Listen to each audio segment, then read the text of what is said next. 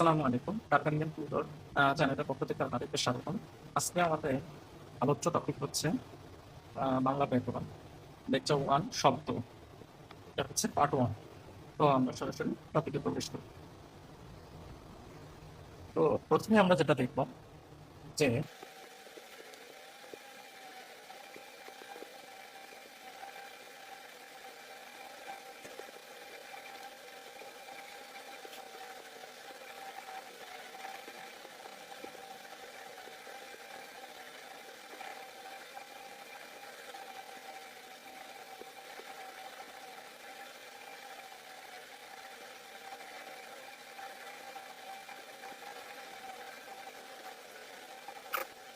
তো শব্দ গঠন। তো শব্দ গঠনের প্রধান বা মৌলিক উপায় কতটি? মৌলিক উপায় হচ্ছে 4। ঠিক আছে? তো সেই 4টা কি কি? সেই 4টা হচ্ছে উপসর্গ যোগী, প্রত্যয় যোগী, সমাস যোগী, আর 4 নম্বরে হচ্ছে শব্দযুক্ত বা বিরুক্ত শব্দের সাহায্য। ঠিক আছে? তো এইটা এখন আমরা এই 4টা মানে অপশন মানে 4টা হচ্ছে যে উপায় যে আমরা মনে রাখার জন্য একটা নিয়মিত দিয়ে মনে রাখতে পারি। কারণ পরীক্ষার হলে আমাদের ব্রেইন প্রচুর পরিমাণে হচ্ছে আমাদেরকে ধোঁকা দিয়ে থাকে। আর এই নেমোনিক যদি অন্য মানে আপনাদের কাছে যদি বিকল্প কোনো অপশন থাকে আপনারা ওভাবেও মনে রাখতে পারেন।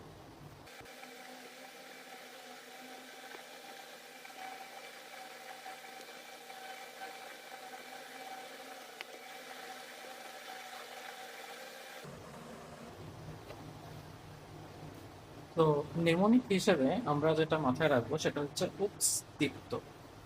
উ দিয়ে হচ্ছে উপসর্গ, প দিয়ে প্রত্যয়, দন্ত স দিয়ে সমাস, প্লাস দ্বিত্ব দিয়ে দ্বিরুক্ত শব্দ বা শব্দদ্বিত্ব। এভাবে আমরা 4টা উপায় মনে রাখতে পারি।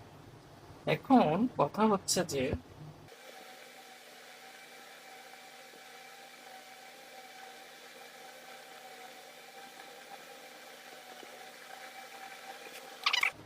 এই যে মানে 4টা উপায়ে আমি হচ্ছে যে শব্দ গঠন করব, সেখানে আউটপুট হিসেবে যে শব্দটা আসবে সেটা কি শব্দ?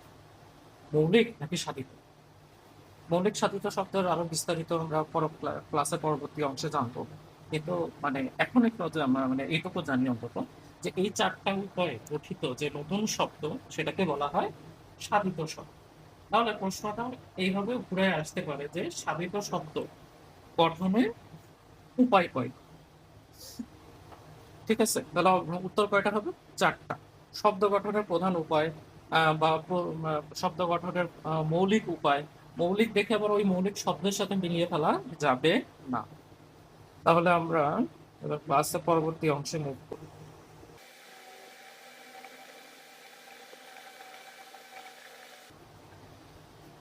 এবার টপিক হচ্ছে বাংলা শব্দ ভাণ্ডার।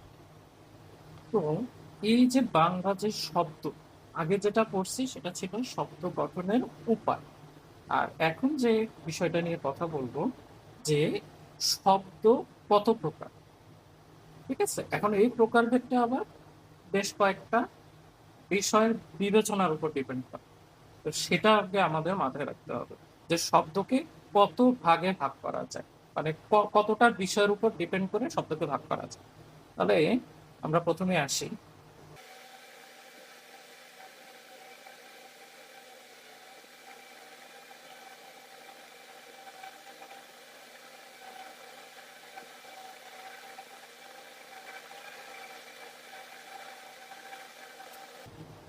তো বাংলা শব্দকে এই 4টা বিষয়ের উপর ভিত্তি করে ভাগ করা যায়। ঠিক আছে? তো এই 4টা মনে রাখার জন্য হচ্ছে আমরা একটা নেমোনিক ইউজ করব। কারো যদি এমনিতেই মনে থাকে তাহলে তো আলহামদুলিল্লাহ। আর যদি হচ্ছে অন্য কোনো উপায়ে মনে রাখতে চায়, মনে রাখতে সে পারবে।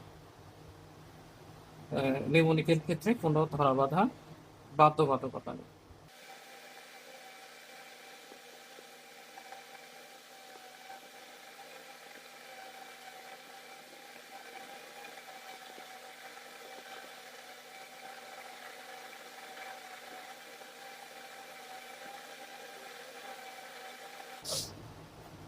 তো এখানে আমরা হচ্ছে বিষয়টা যেভাবে মাথায় রাখবো সেটা হচ্ছে যে গরুর শব্দ অতি উপরে পড়ে। এখানে গ দিয়ে মানে গদ দিয়ে হচ্ছে গঠন, উতি দিয়ে অর্থ, উপরে উৎপত্তি, পরে দিয়ে পদ বিবেচনা। আর শব্দ জিনিসটা হচ্ছে নেমোনিক্সের মধ্যে রাখা এই কারণে যাতে হচ্ছে লাইনটা আমার মনে আসলো কিন্তু আমি বুঝতে পারতেছি না যে এটা কার নেমোনিক্স।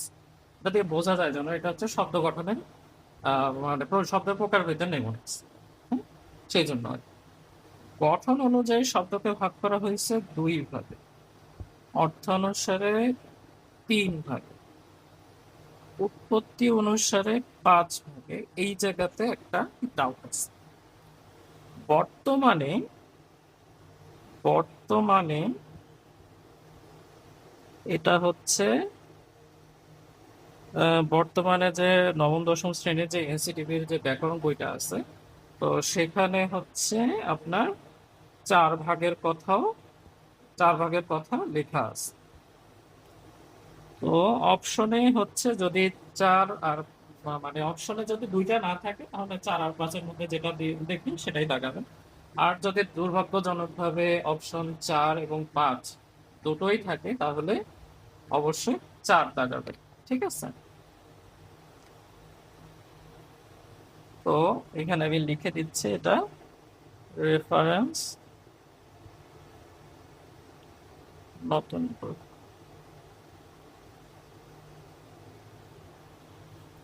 আর এটা হচ্ছে পদ বিবেচনায় হচ্ছে আট ভাগে।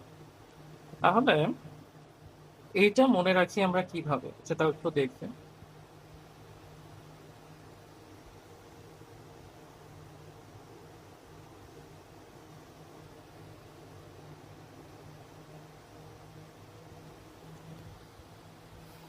তো এটা মূলত আমরা মনে রাখবো 2358। হ্যাঁ, বা মনে রাখবো যে ওই যে পাঁচের নিচে পাঁচ কখনো চারও হইতে পারে। এইভাবে মনে রাখবো আর কি, হ্যাঁ, জাস্ট মনে রাখার জন্য।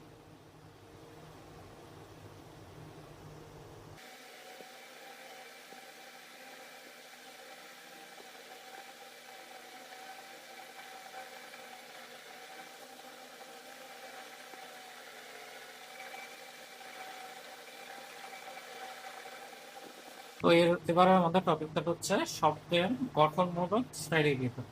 এটাকে কয় ভাগে ভাগ করা যায়? এটাকে ভাগ করা যায় ওই যে আগে বলে এসেছিলাম কত, 2358। তো এখানে দুই দিয়ে হচ্ছে কি মৌলিক এবং সাধিত শব্দ। তো বোঝাই যাচ্ছে এর পরের টপিক আমাদের কি মৌলিক শব্দ।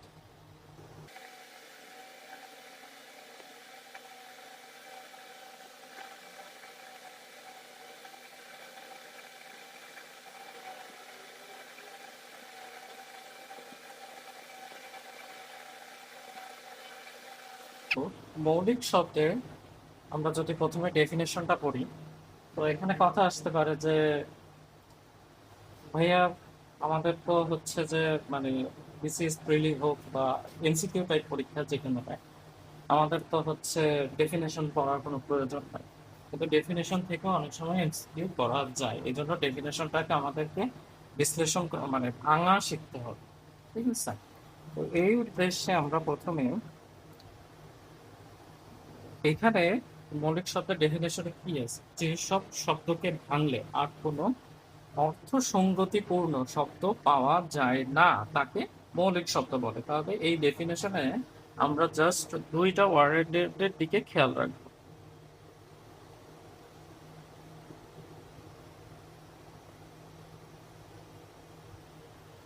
একটা হচ্ছে অর্থ সঙ্গতিপূর্ণ আর একটা হচ্ছে না, মানে এই ধরনের ওয়ার্ড আমরা পাবো। এইটা অপশনে মানে এটা যদি আমরা প্রশ্নে দেখি তাহলে আমরা উত্তরে দাগে দিব হচ্ছে কি মৌলিক শব্দ।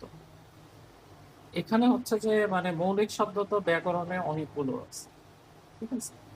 কিন্তু আমাদের কতগুলো আমরা কি সব পড়বো? কখনোই না। আমরা সিলেক্টিভ গুলোই পড়বো যেগুলো থেকে হচ্ছে চাকরি পরীক্ষা বা অ্যাডমিশন হোক সব বা ওভারঅল একটা ভালো প্রস্তুতি নেওয়ার জন্য যথেষ্ট যতটুকু আমরা ঠিক ততটুকুই পড়বো। তাই এখানে মৌলিক শব্দ হিসেবে আমরা কিছু উদাহরণ শিখি।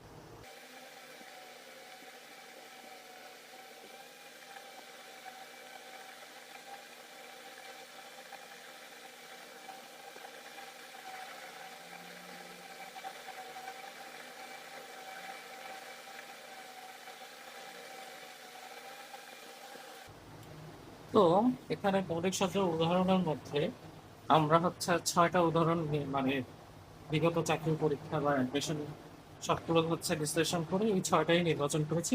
ঘুরে ফিরে এইগুলোই পরীক্ষায় আসে। তো এখন মানে এই ৬টা শব্দ আমরা কিভাবে সহজে মাথায় রাখতে পারি?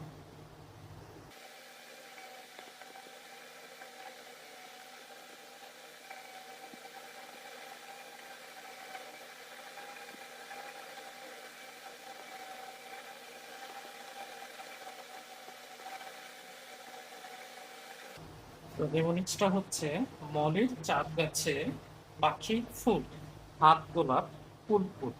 ঠিক আছে? তো এখানে মলি দিয়ে অবশ্যই কি মৌলিক শব্দ, আর বাকিগুলো দিয়ে তো হচ্ছে ৬টা হচ্ছে সেই মৌলিক শব্দই বোঝানো হয়েছে। খুব সহজে এক ঝটকায় মনে রাখা যায়। এজন্যই শেয়ার করলাম আরকি। আমাদের মৌলিক শব্দ দিয়ে আর একটা লাইন খুব মানে ভালোভাবে মনে রাখতে হবে। এটা বলা যায় যে মিলিয়ন ডলার ইনফরমেশন আরকি।